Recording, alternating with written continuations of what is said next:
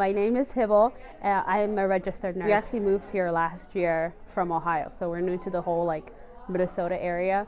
And I must have been following Dr. Tamara Gray because I saw her post about the Muslim toddler time, and that's how we got introduced here. We just randomly showed up to one class, and I was like, "What is this amazing thing?" Because we were feeling so lonely. We just left. I was in Ohio for 22 years, so I literally left everything I knew and then came to this new city. We don't have much family, and I have 3 young children that were so attached to my sister's kids because that's all they know. So we come here and just to have the Muslim community. I'm like, oh my God. And Sister Michelle was from Ohio, but we never ran into each other when we lived over there. So subhanAllah, for us to be randomly meet in Minnesota out of all places. It's such a welcoming place. I've never felt oh, I can't come here. It was always so welcome. Everybody always had a smile on their face. Everybody's always oh, come. We came for Ramadan. They had every Thursday they had iftar here. So I would bring my kids. We would have iftar with everybody here. It was just so nice because at home it's just me and my kids, and my husband, because we don't know a lot of people. So when we come here, it's oh my God, it reminds us of a community. And I've always asked Allah when I was moving here, Allah put people in my life that will help me facilitate a community for my children, because it's so important to have people that love Islam just as much as you, that want to just continue on making sure Allah's message gets out there, and practicing Muslims where okay, I feel my religion here is so valid.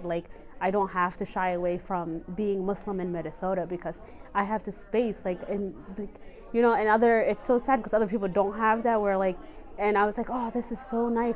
Everybody in Ohio, I'm I found this great place, and they have toddler time, and they have stuff for just moms, because I'm okay, there's days where I could just leave my kids and then I can socialize, and because being a mom, you're just always consumed with your kids, and now today I'm okay, tea time. I'm this is me time where I can come and just sit and do things for myself, so, and just socialize. So the Rabata culture, I would say, it's women led. So that's one of the things where I'm wow, this is a space for women to come, and you can learn about your religion. You can there's classes you can bring for your children to do things for your children. So being it's different, as in okay, they're really trying to teach the next Muslim girls generation about their own religion, and so that's something that's different, where growing up, the masjids, they weren't really a place where for women. So you always were okay, women to the corner, things like that, where here it's with having Dr. Tamara Gray, mashallah, it's she's really making a space for women where they can learn about their religion, and they don't have to shy away about there's a lot of questions for people that women have that men can't answer. So to have a teacher that understands everything that women are going through, especially in this time where in this society where you can lean on those women and be this is what I'm going through, get guide for things in your life. So I think that really makes it different, because it's so much of women run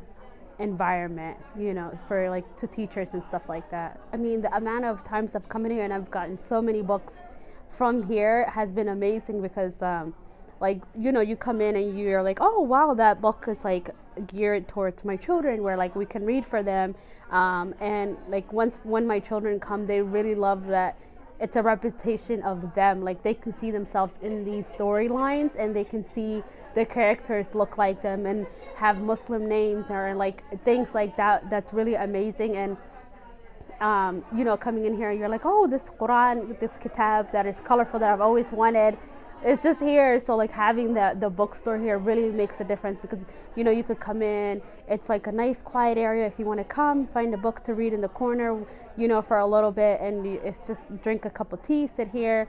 I think the bookstore is amazing. We need something like this, where you can have a bookstore and have classes at the same time. I'm hoping that they bring some of the classes in person, because with the pandemic of 2 years, I think everybody's is tired of being online. So I'm one of those I love to be in a class, having a notebook and writing things down. So I'm looking forward to seeing what they offer, like what other classes are coming up, and like to really expand my knowledge of the deen and things like that. So I'm excited for the classes. I'm excited to see what other like social gatherings they can do, what they can bring to our children in this community, things like that.